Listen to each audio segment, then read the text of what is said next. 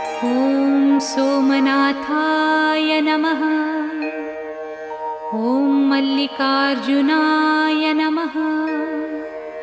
ॐ महाकालेश्वराय नमः।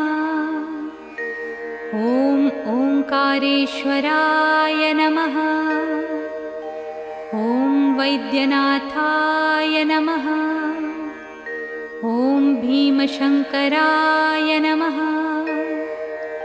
ॐ रामेश्वराय नमः। ॐ नागेश्वराय नमः। ॐ विश्वेश्वराय नमः। ॐ त्र्यम्बकेश्वराय नमः। ॐ केदारेश्वराय नमः। ॐ भुस्मेश्वराय नमः।